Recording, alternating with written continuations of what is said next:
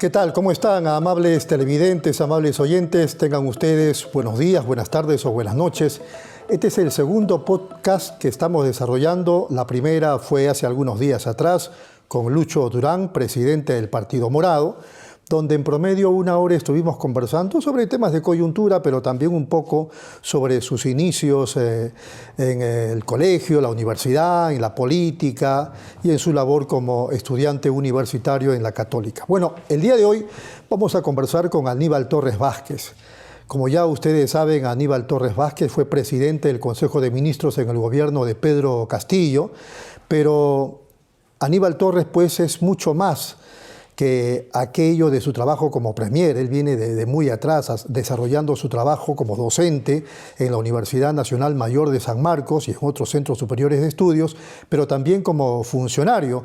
Ha sido integrante del Consejo Nacional de la Magistratura, en la CNR, pero en sus buenos tiempos, por supuesto, no en eso que significó algo terrible para el país. También decano del Colegio de Abogados de Lima, las veces que él quiso. Y vamos a conversar con él sobre todos estos temas, sobre sus inicios en la política, sobre sus inicios en el ámbito incluso del papel de funcionario público, pero previamente no podemos soslayar las ocurrencias de las últimas horas. La presidenta de la República, Dina Boluarte, y otros acontecimientos legales que todavía son materia, digamos, de contradicciones incluso en estos momentos en las redes sociales y en diversos medios de comunicación. Aníbal, ¿qué tal? ¿Cómo está? Muy buenos días. Muy buenos días, Rodolfo. Muchas gracias por la invitación. Bueno, la primera pregunta está vinculada a las ocurrencias de las últimas horas.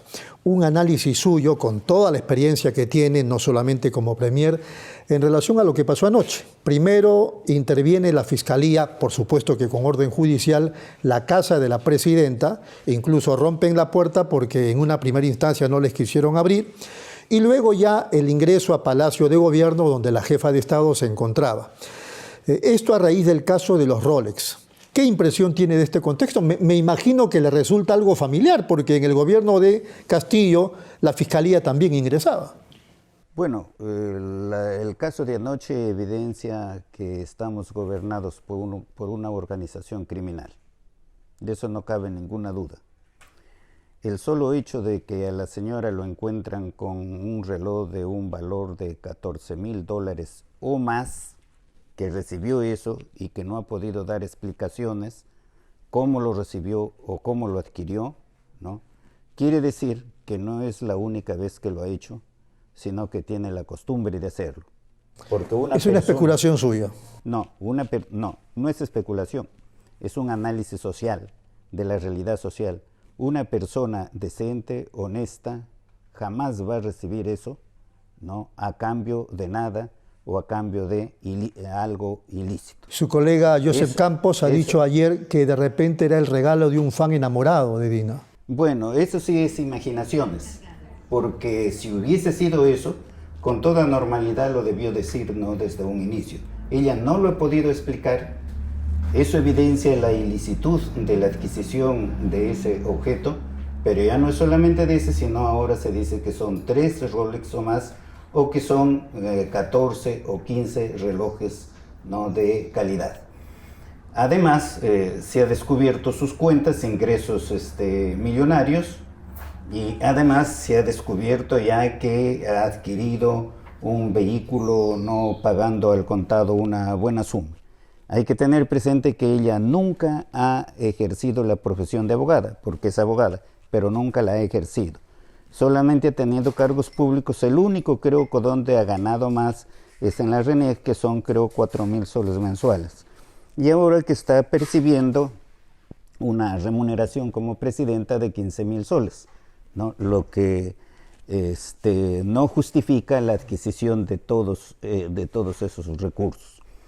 La señora, al haberle encontrado con eso, en este momento ella debería estar ya en la cárcel, con prisión preventiva. Porque es presidente de la República. Pero ahora no se puede por el aforo que tiene, ¿no? Allí la culpa lo tiene el Congreso. Y en el Congreso lo tiene... ¿Por qué la culpa la tiene el Congreso? El Congreso, especialmente Renovación Popular y Fuerza Popular, que son los que protegen conjuntamente, ¿no?, con ya otros sectores del Congreso. El Congreso es el más beneficiado. Pero no el Congreso es el más beneficiado económicamente. De acuerdo, pero con le digo, la presidenta. ¿Dónde está la protección de Renovación Popular si esto es de años? Esto es constitucional, o sea, la presidenta tiene aforo, a la presidenta como a cualquier otro presidente se le investiga, pero no se le puede acusar. Pregunto. Le digo esto porque usted dice debiera estar en la cárcel. Le pregunto, ¿qué hubiese pasado si a Pedro Castillo le hubiesen encontrado en la misma situación? Así con un objeto de valor que no puede explicar. ¿Qué hubiese pasado? ¿Qué hubiese hecho el Congreso? Inmediatamente lo vacaba. Inmediatamente lo vacaba. Es lo que podrían hacer con Dino. Pero eso es lo que ha debido hacer ya desde el momento mismo en que lo encontraron con la Rolex, investigarlo, llamarlo, ¿no?, hacer un seguimiento de su patrimonio. Es lo que ha venido pasando en estos días. Bueno, eso lo está haciendo la Fiscalía. Claro. Y eso está bien. Y la Fiscalía, la prensa es... Marcos Cifuentes de la Encerrona es el que divulga la información. La prensa, claro, un sector. Pero la prensa mayoritaria es la que está escondiendo toda la corrupción que existe ahora en el gobierno, porque tenemos un gobierno hartamente, ¿no?, corrupto y incluso narcotraficante, porque hay en el Congreso personas que han llegado allí con la ayuda del narcotráfico. ¿Quiénes? No podría precisarlo en este momento, no, pero hay eso, hay eso. Pero digan los nombres, porque entonces podemos pensar pues que son los 130. No son los 130, por eso digo, hay algunos que en su campaña electoral han sido promovidos, ¿no?, por estas organizaciones. Y si quiere nombres, quiero manifestar, ¿no? Los fujimoristas, ¿a quién siguen? A Alberto Fujimori. ¿Transportaba droga en el avión presidencial o no transportaba? Transportaba droga en el avión presidencial, ¿no? Y eso está probado.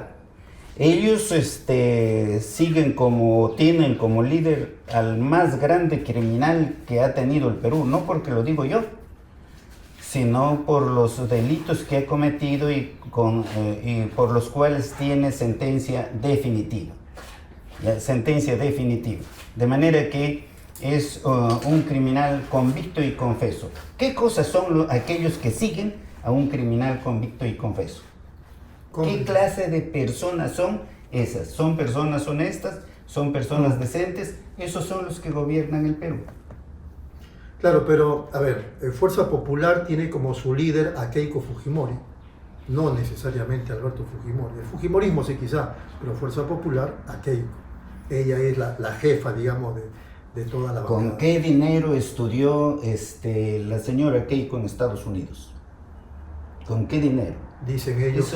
No, dicen ellos, ¿no? ¿Con qué dinero? Con dinero del Estado peruano, o sea, están acostumbrados, ¿no?, a vivir del Estado. Sí, pero usted hablaba de con la narcotráfico. ayuda Usted hablaba de narcotráfico. de Vladimiro Montesinos, que ahora también, ¿no?, probablemente está en el gobierno, está ayudando al gobierno.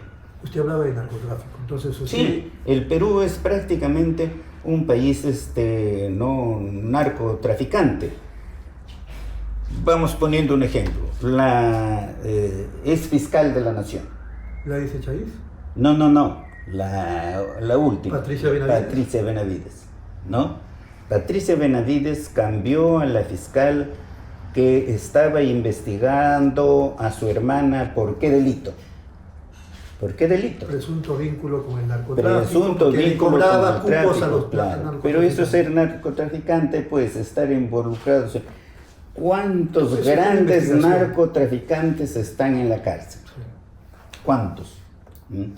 Están aquellos que trabajan macerando la coca, aquellos que venden kits de droga. No, los grandes narcotraficantes no lo están. Es que encontraron en la empresa del hijo de Fujimori. ¿Qué encontraron en el Callao? Droga. Droga. No, lo concreto es que la Presidenta de la República tiene inmunidad. Esa inmunidad le permite que la Fiscalía la investigue, pero no la acuse. Así no lo puede acusar, Claro. ¿no? Incluso, ¿no? Para investigarlo ya por el delito, pasar a una etapa intermedia, eso requiere, ¿no? De que se le levante, ¿no? Bueno, el a aforo, partir de la eso hoy día inmunidad le que hicieron tiene. una pregunta a su colega Ernesto Blume, que fue presidente del Tribunal Constitucional. Bueno, En ese no me sentido, hable de los de miembros del Tribunal Constitucional que tremendo daño le han hecho al país y que es la prensa la que dice que son personas de calidad, que son intelectuales. No le he dicho Yo eso. no sé dónde está Pero eso. Blume, que está, digamos, más cerca de la derecha, Ya. ha sostenido que no se le podría detener a la presidenta Boluarte ni siquiera preliminarmente, porque justamente tiene aforo. Ahí tiene la razón. En ese caso tiene la razón. El Congreso lo va a defender a la presidenta, ¿no? Y la presidenta, por supuesto, también va a defender al Congreso, porque ambos están metidos en la corrupción. El Congreso de la República tiene el mayor presupuesto, logró que le incrementen el presupuesto, ahora le otorgan otra suma de 55 millones de soles. El Congreso le cuesta muchísimo al Perú. Los funcionarios públicos que más ganan en el Perú son los congresistas. Un empleado allí no gana menos de 11.000 soles mensuales, ¿no? Los empleados públicos ahora en el Perú resulta que son los que más ganan incluso que los privados. Muy bien, en este asunto de la vacancia presidencial, por lo que le escucho, aun cuando yo, digamos, he estado tomando nota de varios parlamentarios de distintas bancadas hablando de la vacancia, usted asume que eso no va a ocurrir, por los intereses que tiene el Congreso de mantenerse. Es un poco difícil porque si vacan a Dina, entonces el Congreso también se va. Y ellos no quieren irse, ellos quieren mantenerse allí por las altísimas remuneraciones precisamente que tienen. El 27 de marzo, hace algunos días atrás, esto lo ha dicho el doctor Mateo Casaverde, que debe ser amigo suyo también, fue fiscal, me parece, y ahora es abogado de la presidenta de la República, ha dicho que cuando la fiscalía va a la casa de la presidenta y luego a Palacio y no la encuentran, no había notificación. Entonces los sorprendieron tanto a la presidenta como a la gente de Palacio, por eso es que no los recibieron. No, eso no requiere de notificación. Eso se hace sin notificar, porque si la persona, sabemos que no el requiere sujeto, notificación. sabemos ¿Está seguro que de lo que está hablando, doctor? yo estoy seguro de lo que estoy hablando, ¿no? Yo hablo conforme a derecho, ¿no? Si sabemos que el delincuente tal tiene a los objetos en tal sitio, ¿no? Voy a allanar ese lugar, lo voy a notificar y decirle, mira, voy a allanar tu casa, si es que esconde todo lo ilícito que tienes allí. Es que no tienen ni razón. No es una delincuente. No es. Está siendo investigada. Usted es hombre de derecho, me sorprende, Claro, doctor. claro. Pero yo dije una cuestión muy clara para el periodismo, muy clara. En vez de estar camuflando y todo eso, digan la verdad. La señora ha obtenido ese objeto, ahora ya no es ese objeto nomás, sino son varios objetos, y no ha podido explicar el origen de esos objetos, dado el tiempo transcurrido, lo cual evidencia que su origen no es lícito. Eso de que salgan de que lo regaló un novio, un enamorado, bueno, esa es imaginación de la prensa. No, lo ha dicho Joseph Campos. Bueno, su abogado, pues su abogado puede decir esas cosas. Vamos a cerrar el tema diciéndole lo siguiente. La presidenta asume el mando, aparentemente iban a haber elecciones, iba a convocar elecciones y al final dijo que se quedaba hasta el 2026 y en el transcurrir hay 50 personas, varias de ellas asesinadas durante las protestas que todos hemos conocido. Ahora la presidenta está inmersa en estas cosas de malas artes en apariencia a partir de los Rolex y otras joyas. En apariencia le corto allí, en apariencia. ¿No? En apariencia, ¿no? Porque se trata de esconder. Ese es el mal del Perú. Yo estoy escondiendo. Ese es el mal. Yo estoy escondiendo. Ese es el mal del Perú, ¿no? Es sumamente evidente que la señora lo encuentran con este Rolex, sí, ¿no? Este reloj de un valor, como dicen, de más de $14,000. ¿no? Y no puede dar explicación sobre el origen. Durante el tiempo transcurrido, no lo puede dar. Evidencia, ¿no?, eso de que el origen de ese reloj es ilícito, pero ya no se trata solamente de ese reloj, sino de otros relojes más, ¿Y de otras un joyas? automóvil, de cuentas en el banco. ¿Ah? ¿Qué más quieren? Lo han encontrado con la prueba allí. Yo lo pregunto a la prensa, no a la que estás ejerciendo, sino a esa prensa sucia que dice que Pedro Castillo es un delincuente. ¿Lo han encontrado alguna vez a Pedro Castillo con así, con algo? ¿Con algo? ¿Lo han encontrado con algo así? ¿Ah? No, ahí sí, a Pedro Castillo sí, bueno, pero lo están investigando, pues no lo han encontrado nada, pero lo están investigando. ¿Cuánto tiempo lo están investigando? Claro. ¿Y dónde? Y no tiene ni siquiera para el té. Usted quiere decir esto, ¿no? Que, digamos, la prueba material ya se la encontró. Ahí está. A Pedro Castillo no. No.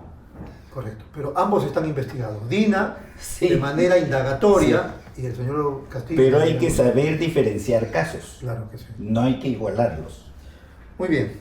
No, la diferencia está en que a uno que consideran que es delincuente, sin pruebas, está en la cárcel, y a otra, ¿no?, que consideran que es honesta seguramente, ¿no?, que es inocente, que para ella vale la presunción de inocencia, no obstante la prueba que le encuentran, está en libertad. Lindo el Perú. Le vuelvo a decir, no pueden acusarla.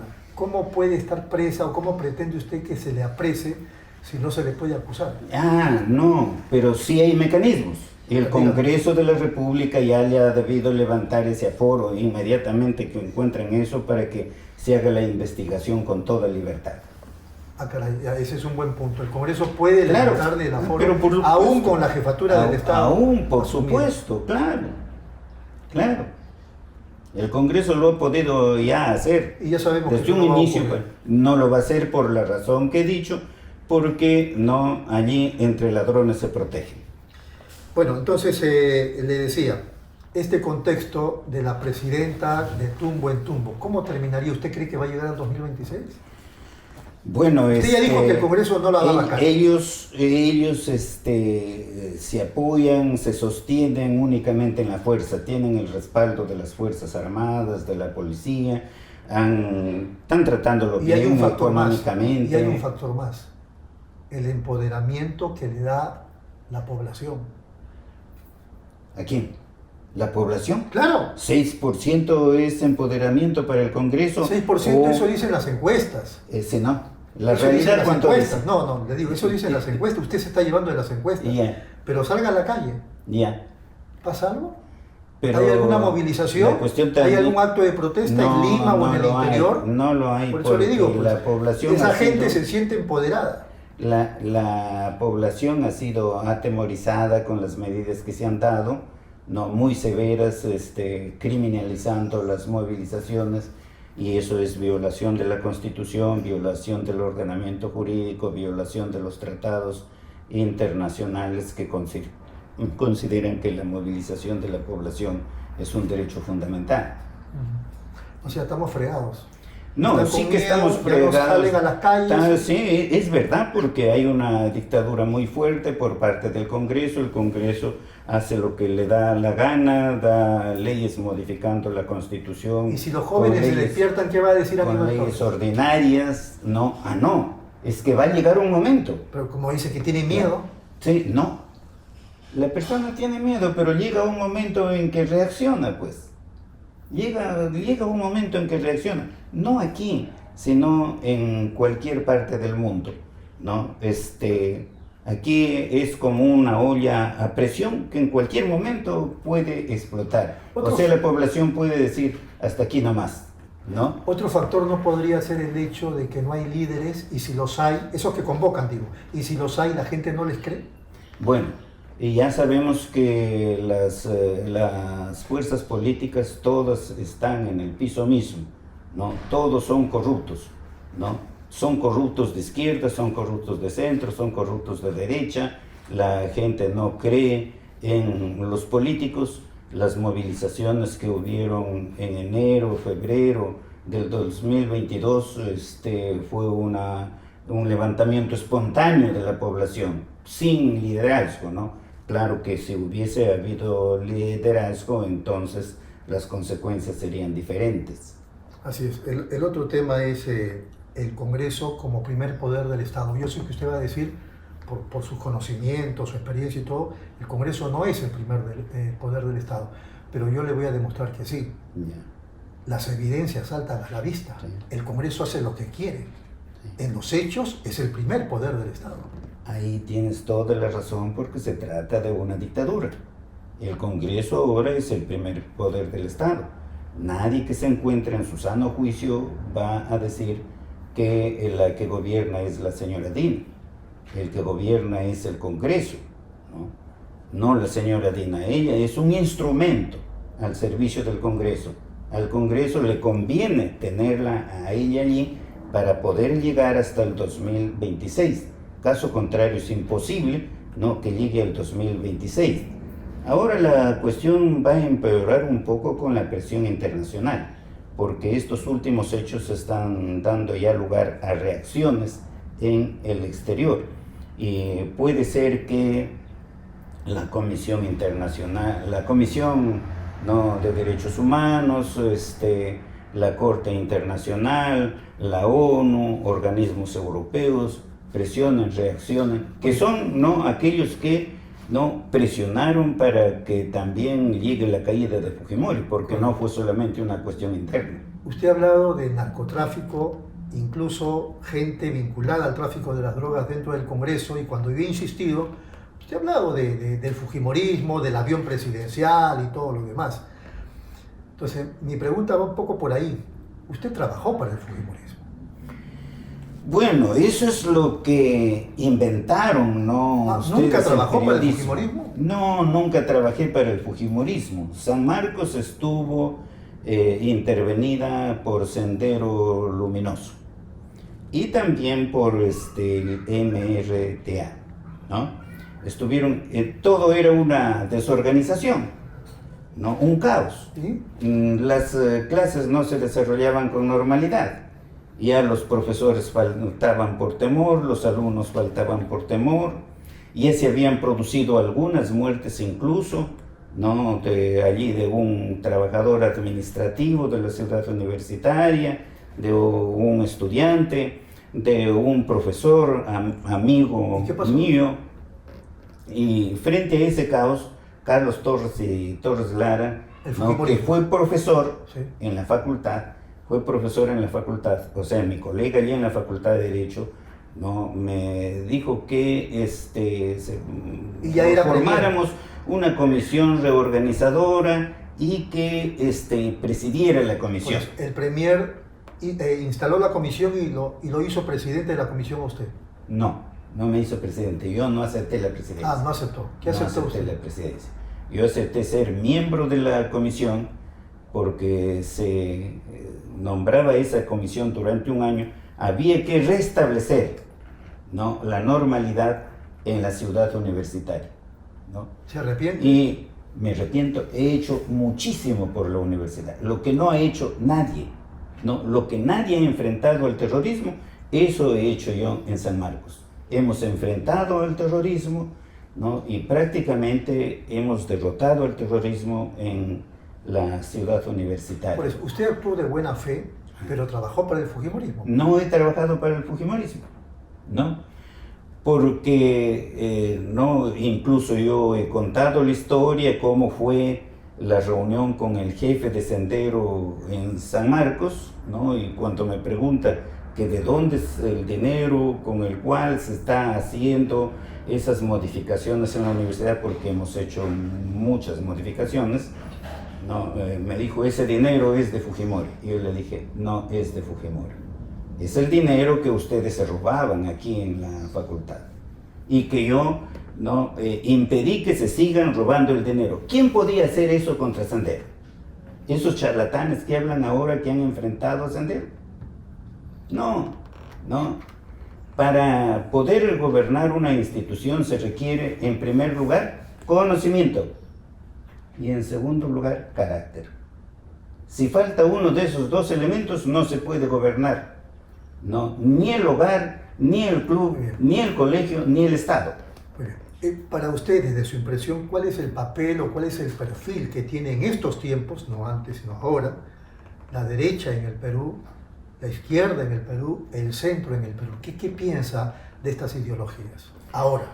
Que han fracasado rotundamente, las de derecha, las del centro y las de la izquierda.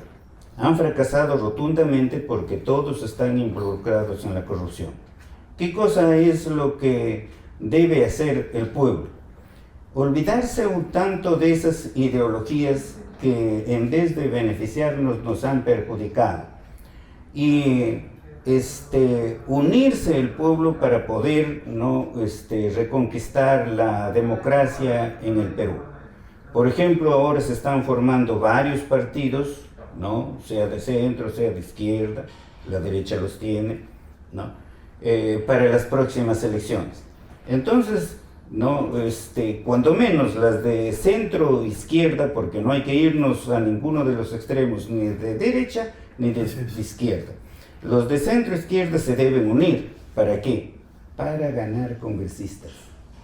O sea, ganar un buen número de congresistas y en la primera semana en que se instala el Congreso, derogar todas las leyes inconstitucionales que ha dado este Congreso. En la primera. No es difícil, es bastante conocido, para eso hay intelectuales en todo sitio, ¿no? Entonces, lo que se debe hacer eso. Y por supuesto, atacar a la corrupción, se encuentre donde se encuentre. Se encuentre, ¿no? En el gobierno, en la policía, en las fuerzas armadas, en sectores de la población. Exacto. En donde se encuentre, Muy bien. Así que enfrentar a eso. Hablan de cierto reimpulso de la economía en enero y parece que en la primera quincena de febrero, según algunas cifras, algunos números, y entonces eso... y dice también, bueno, pese a la política y la crisis y todo, como sea, el Perú en el tema económico sale adelante. Entonces a Fernando Carvalho de RPP se le ocurrió decir, ¿no será entonces que de repente la clase empresarial está sacando la cara por el país mientras la clase política pues es un desastre? No, sí, el señor pues a quién va a defender y a quién va a promover, ¿no? Sí, precisamente no, la CONFIEF es la que ha estado siempre en contra del gobierno de Pedro Castillo. ¿Por qué? Por una cuestión de racismo, ya ni siquiera por cuestión de clase, sino por una cuestión de racismo. Entorpecieron el gobierno de Castillo. Durante el gobierno de Castillo, ¿tuvimos la pandemia o no tuvimos la pandemia? Tuvimos la pandemia. ¿Sabe qué? En un consejo de ministros yo propuse que levantemos las restricciones. Todo el mundo al comienzo se opuso. Una de las que se opuso más fue precisamente Dina, que es el único momento en que habíamos tenido una divergencia, ¿no?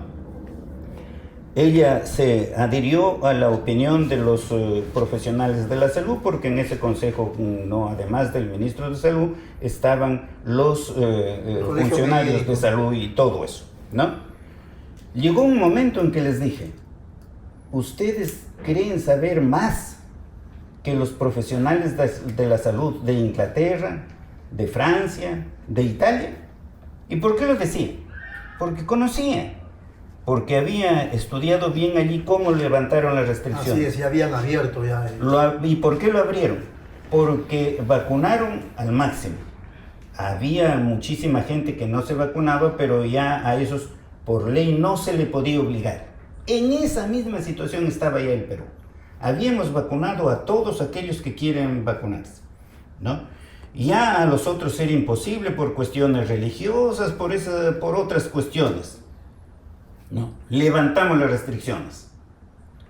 Yo he salido a segundo día, tercer día a la calle, solo, y he visto la calle llena de gente. No sabes la alegría que he sentido, porque así es como se moviliza la economía. La derecha nos ha calificado incluso de comunistas.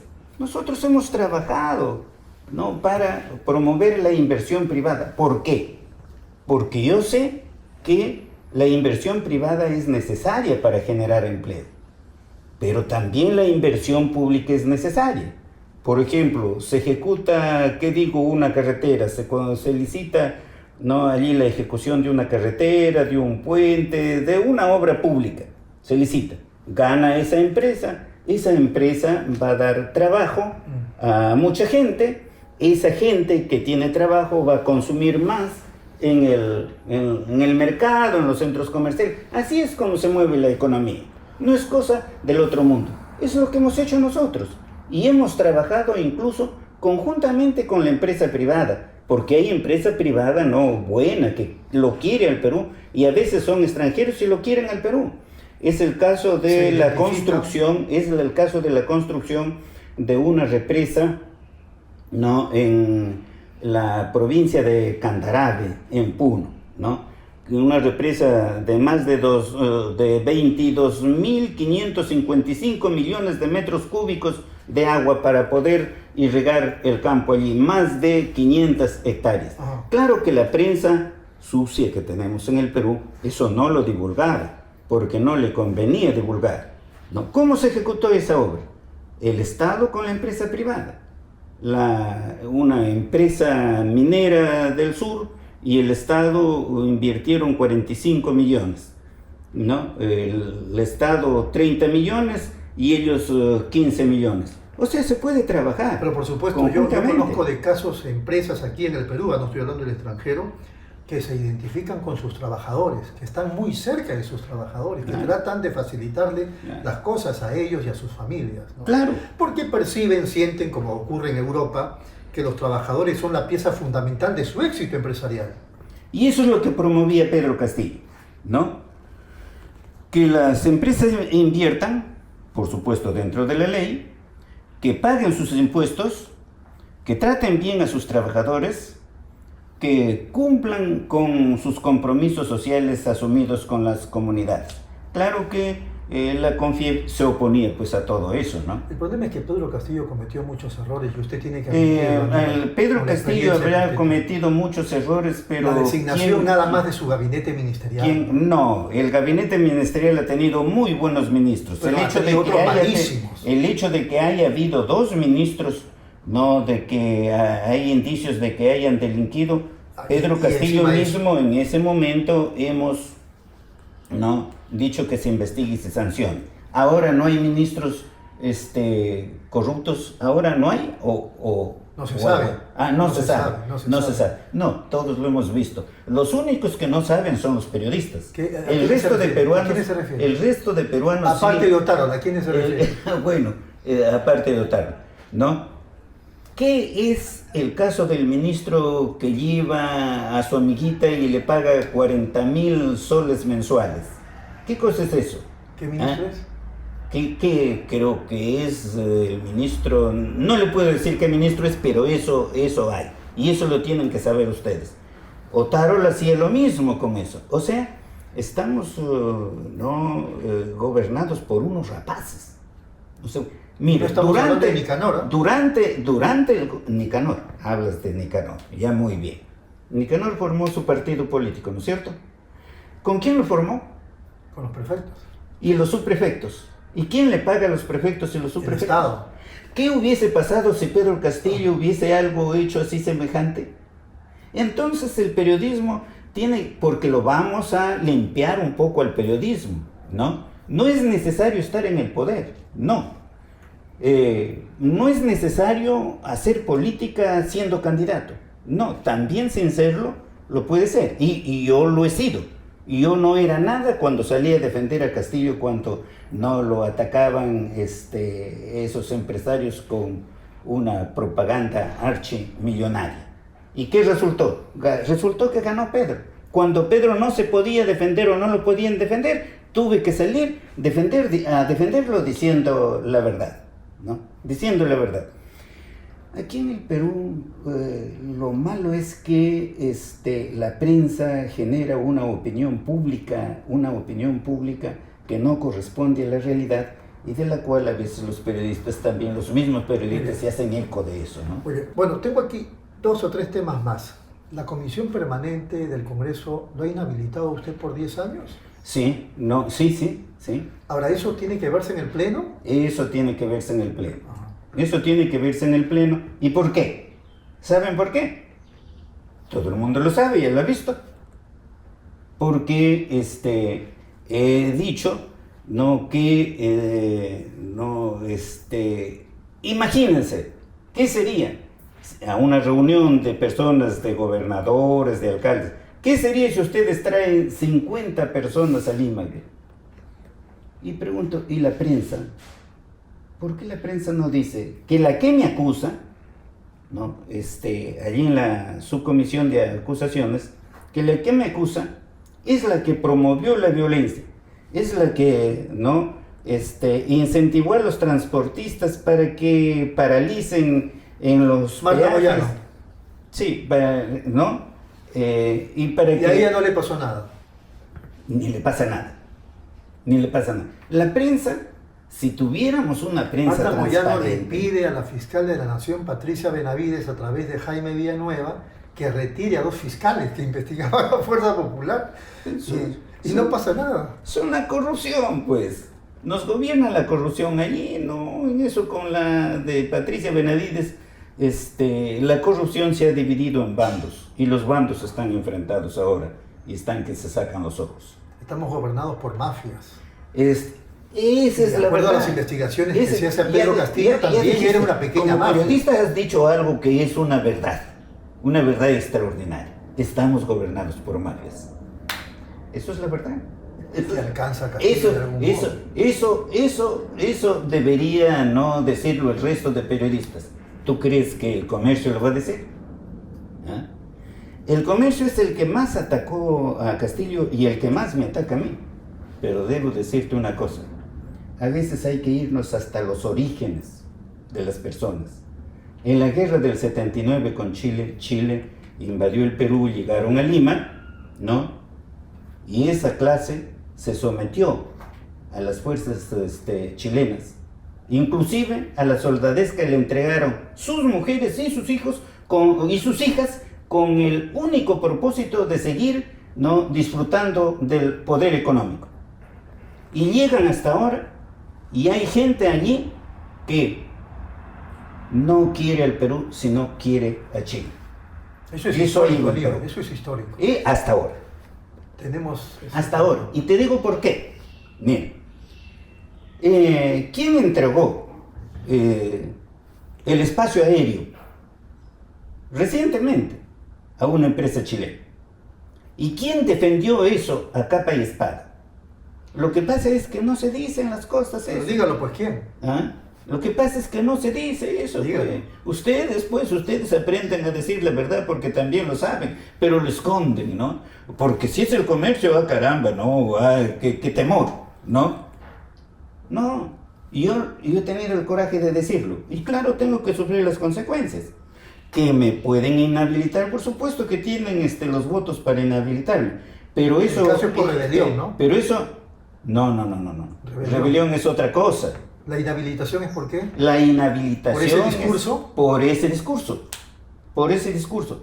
Comparen el discurso mío con el discurso subversivo de la Moyano.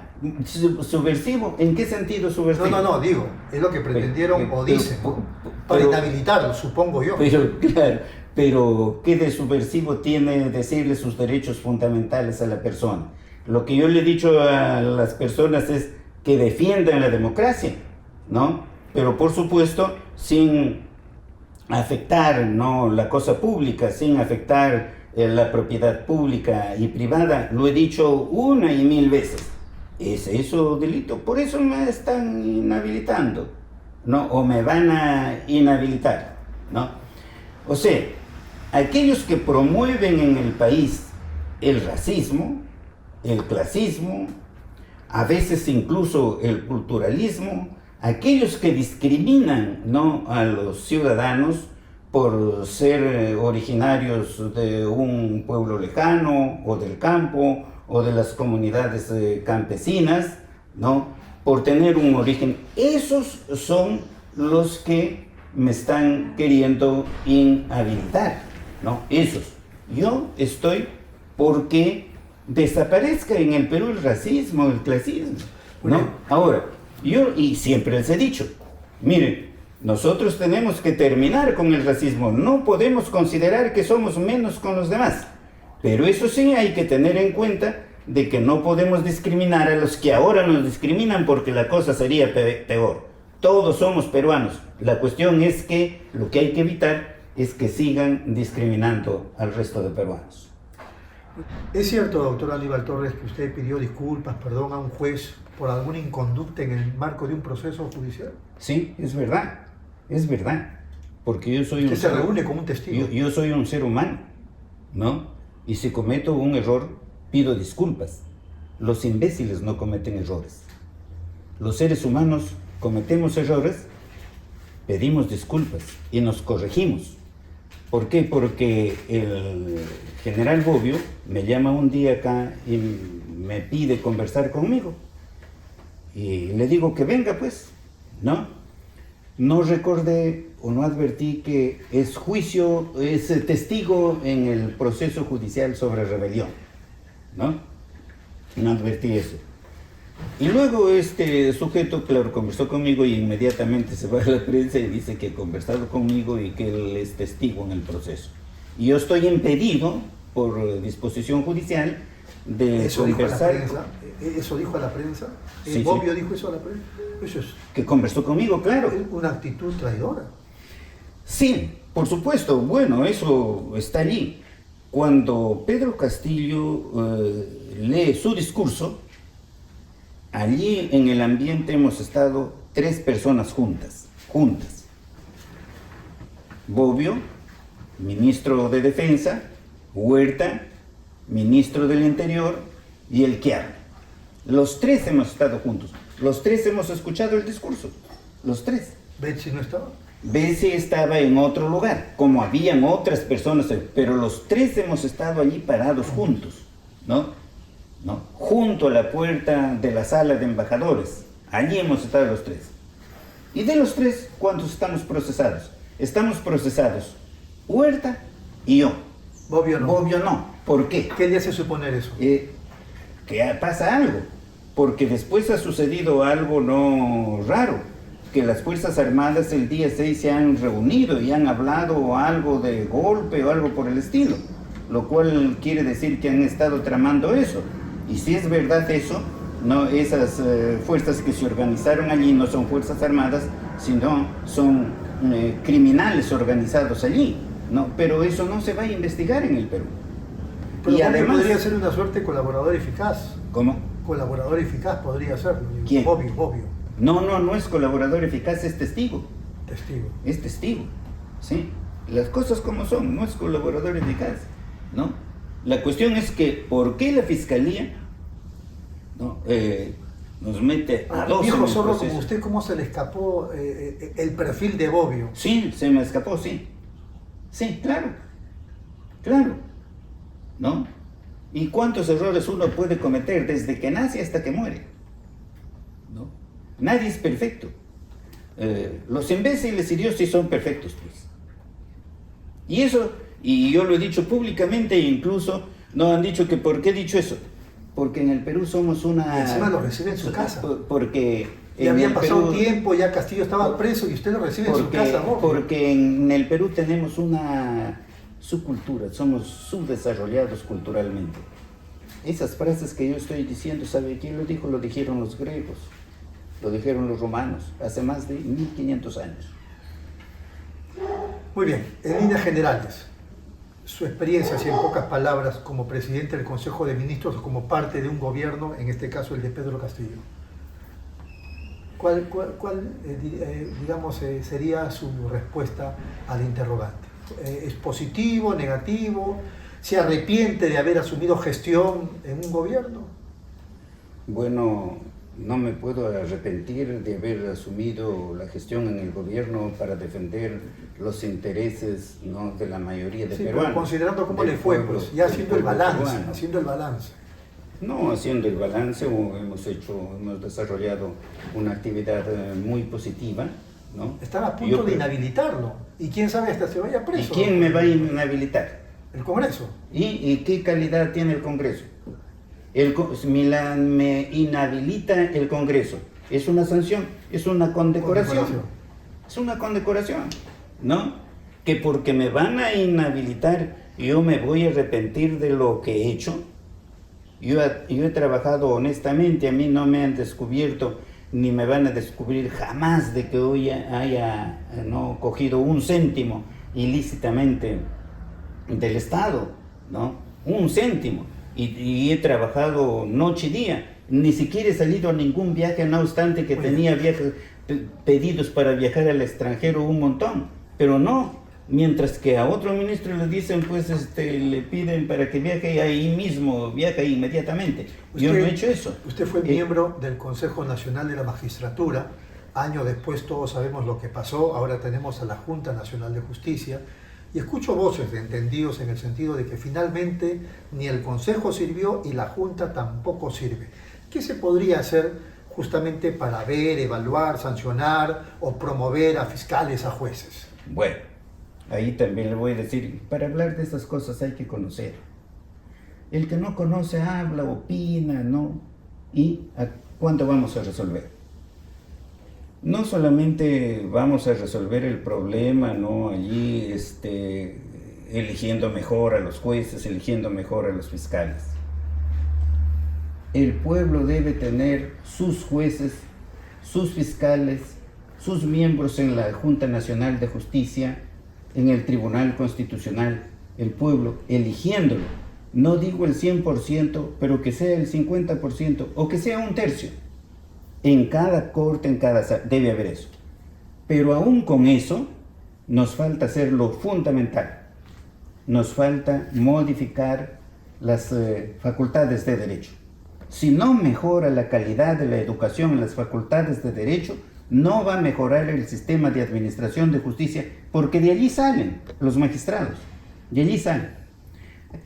Hay que hacer, por supuesto, reformas profundas, por ejemplo, en el Tribunal Constitucional, que eso para mí es un tribunal absolutamente negativo. Ese es el que ha liberado a grandes empresarios ¿no? para no pagar miles de millones. El que ¿no? elige el tribunal es el Congreso.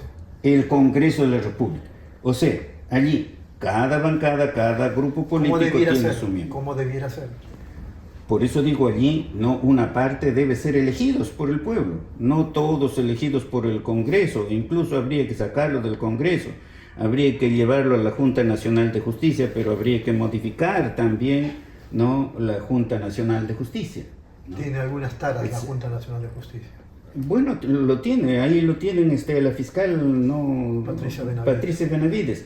¿Cómo es que la Junta Nacional de Justicia lo nombra fiscal cuando esta señora presenta, ¿no? como currículo 2 tesis, una de maestría y otra de doctor, que lo ha hecho casi simultáneamente? ¿En qué cabeza cabe eso, ¿no? que eso es posible? ¿Cómo es que le asignan 100 puntos, no obstante que la señora hace eso? Es culpa de la Junta Nacional de Justicia. Yo no quiero decir de que todos sean no incapaces, corruptos, no. En toda la administración pública, en todas, hay personas decentes y honestas. Yo se lo pregunté a Aldo Vázquez, presidente de la Junta Nacional de Justicia, esto de Patricia Benavides. Pero él me dice, ella dio sus exámenes y sacó buenas notas, en otras estuvo con nota baja, pero lo que le correspondió es ser promovida como fiscal supremo. Pero en su currículo, ¿por qué le pusieron 100% con 2 tesis hechas casi simultáneamente sobre maestría y doctorado? ¿No? ¿Que están en su sano juicio esas personas? ¿Han ido a la universidad? Esas personas han ido a la universidad, han pasado por la universidad, pero la universidad jamás ha pasado por ellos. Ese es el Perú, ¿no? Hay facultades de derecho en el Perú donde es una verdadera estafa, especialmente universidades privadas que otorgan títulos de abogadas, de abogados allí como un negocio, reparten eso, y luego el egresado no tiene un lugar donde trabajar, o si tiene un lugar donde trabajar logra eso como lo logró la señora Patricia Benavides. Usted ha dicho, usted es docente universitario, y ha dicho que las facultades de Derecho tienen mucho que mejorar. Así es. ¿Cómo podrían mejorar? ¿Cómo? ¿Tiene idea usted de cómo podrían mejorar? Pero por supuesto, ¿cómo que no voy a tener la idea de cómo? En primer lugar, tiene que mejorar la calidad del docente. Y si no tenemos docentes de calidad... docentes de pacotilla, diría usted? Facultades de Derecho. Sí. Facultades de Por Derecho. eso, ¿hay docentes que no están en el nivel? No, le pregunto, pues. En toda la administración pública. Le estoy hablando de las facultades de Derecho. En todo el sector público, tratándose de las facultades de Derecho nacionales, en todas, ¿no? Peor en las privadas, en todas. ¿Cómo vamos a desconocer eso? La calidad de la educación es muy mala, desde la inicial hasta la superior. En donde hay que trabajar más en el Perú es en mejorar la calidad de la educación. Hacer lo que hizo, por ejemplo, cuando Mujica viajó a Alemania, siendo presidente del Uruguay. ¿No? En la reunión le dicen, bueno, ¿en qué lo podemos ayudar este presidente y todo eso? ¿Y qué dice? Nosotros no queremos dinero, señor. No queremos que nos ayuden con dinero. Ayúdennos con sus profesores que ya están jubilados, para que vayan al Uruguay, ¿no? Para mejorar la calidad de nuestra educación, porque eso es lo que nos falta. Si eso le faltaba a Uruguay, imagínese el Perú. Imagínese el Perú. La calidad de la educación en el Perú es terrible. Y si no, allí tienen los constitucionalistas y los periodistas mismos, ¿no? Cuando hablan, ¿no?, de la vacancia de Pedro Castillo. El Congreso de la República delinquió al vacarlo Castillo. Delinquió, cometió delito, ¿no? Porque lo vacó sin que haya una moción de vacancia. Existiendo la moción de vacancia, tenía que ser admitida eso por 52 congresistas. No hubo eso porque no había moción. Luego, para el debate, si se quiere adelantar para el mismo día, tenía que haber una votación en el Congreso calificada de las 4/5 partes, o sea, 104 congresistas, para discutir y votar. Y luego, para aprobar la moción de vacancia, que no había, también se requería 104 congresistas. Absolutamente nada de eso existió. Violaron la Constitución, violaron el reglamento del Congreso. Y yo me pregunto, ¿en dónde están los constitucionalistas famosos que decimos que tenemos en el Perú? Son de la última ley, porque no están diciendo la verdad. Ya, que digan que Pedro Castillo dio golpe o intentar dar golpe, que allí podríamos decir que hay una discusión. Pero en cuanto a la vacancia de Castillo, ¿hay discusión? No hay ninguna discusión. Castillo no fue vacado, por lo tanto, ¿no?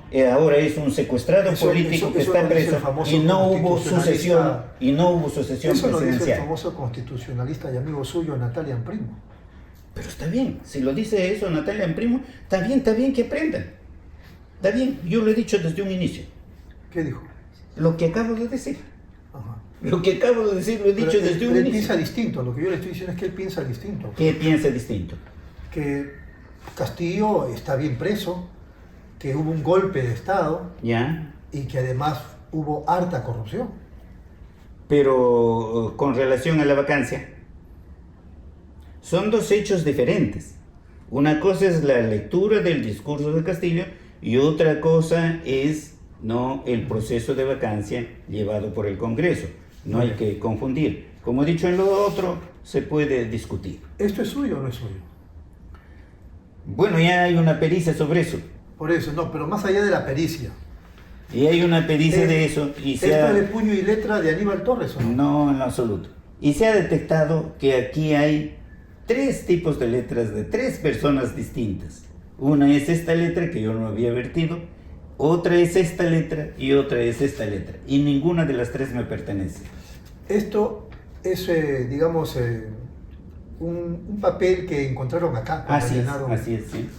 Y por esto usted podría tener problemas judicialmente.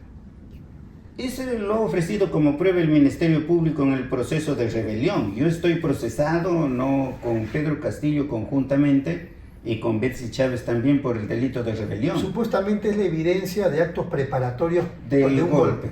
Actos preparatorios del golpe, que es esto es del 2018, ¿no? En donde Pedro Castillo no era presidente ni yo era ministro. No, claro, y además hablan, aparte del cierre del Congreso, la inhabilitación de Chávarri. Que se hizo antes de Por que, supuesto, por supuesto. de que Castillo sea presidente. Claro.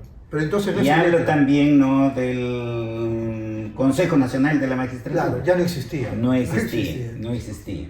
Cualquier persona con sentido común se puede dar cuenta de eso, menos la Fiscalía, porque la Fiscalía, ¿qué persigue? La Fiscalía lo que persigue es, por supuesto, condenar a todo el que consideran que es adversario político. Muy bien.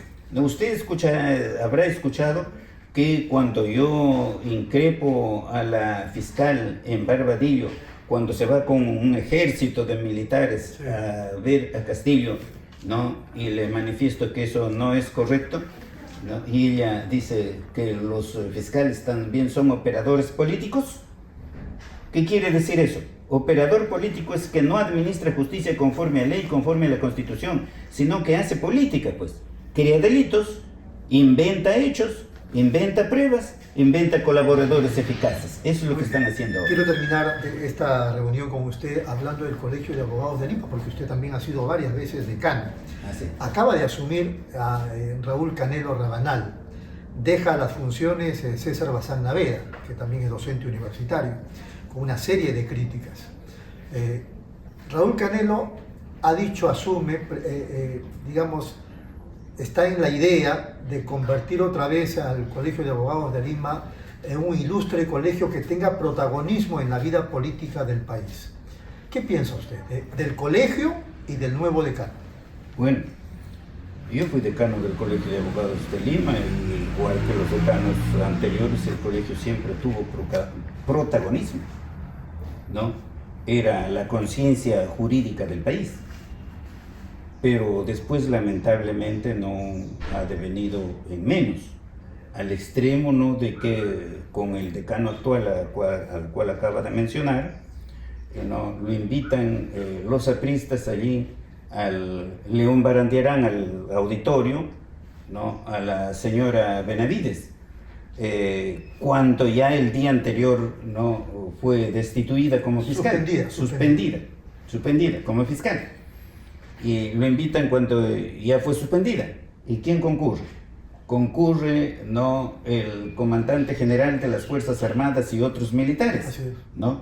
Lo cual quiere decir que también ellos estaban, ¿no?, las Fuerzas Armadas estaban pues metidas en esto, ¿no?, de la vacancia de En la Pedro tribuna Castillo. había muchos apristas e incluso la mujer de Alan García. Que claro, que estaba allí, que recién había sido liberada, ¿no?, precisamente por... Liberada de las investigaciones. De las investigaciones, sí. Bueno, Sí, sí. pero ¿cuál es el perfil, le preguntaba yo, del Colegio de Abogados de Lima desde su impresión? Ojalá que con el actual decano comience a recuperar, ¿no?, el prestigio que tenía en el Perú el Colegio de Abogados de Lima. El colegio tiene que pronunciarse sobre todos aquellos hechos de trascendencia pública, sobre todas aquellas normas, ¿no?, con la cual se regula la conducta de todos los peruanos, ¿no? Porque ¿cómo se gobierna un país? A un país no se le gobierna con discursos, a un país se le gobierna con leyes, y las leyes pues tienen que estar bien dadas. Y en el Perú sucede que ahora tenemos un Congreso que da leyes para beneficiar, no solamente a un determinado grupo, y eso no es gratis. Eso no es gratis, ¿no? Nadie puede decir, no, pero señala nombres, pues. No, eso no es gratis, ¿no? Las leyes se tienen que dar en beneficio del país. Hay que modificar esto para promover, por ejemplo, el agro, para promover la industrialización, para combatir severamente a la corrupción, para moralizar, ¿no?, el sistema de justicia, las Fuerzas Armadas, la Policía Nacional, porque hay que comenzar a hablar claro si es que queremos cambiar como país, porque el país está mirado ahora desde afuera como un país extremadamente subdesarrollado culturalmente, ¿no? Estoy de acuerdo con usted cuando, con otras palabras, dice que Bazán Naveda, pues no sé si se dejó embaucar, pero finalmente estuvo rodeado de apristas, etcétera, etcétera. ¿Qué le recomendaría a partir de eso a Raúl Canelo? Bueno, lo que le tengo que decir a Raúl Canelo es que el decano del Colegio de Abogados de Lima no puede hacer política, no puede trabajar en función de que al terminar su cargo no le den un buen cargo político, ¿no? Porque eso es lo que han hecho últimamente los decanos, que debe hacerse rodear de las personas, de los juristas más capaces, especialmente en sus distintas comisiones, que tiene que controlar la conducta ética, ¿no?, de sus agremiados, porque los colegios profesionales son creados precisamente para eso, para controlar la conducta ética de sus agremiados. Muy bien. Yo cuando estuve en el ejercicio de la profesión sancionamos a muchos allí abogados que estaban comprometidos con la corrupción. Listo. Raúl, ha sido muy amable, Aníbal. Muchas gracias por recibirnos en su casa y permitirnos estas preguntas. Yo te agradezco mucho, Rodolfo. Muchas gracias. Ha sido muy gentil, muy amable. Muchas gracias. Nos vamos, amables televidentes. Nos encontramos en una próxima oportunidad.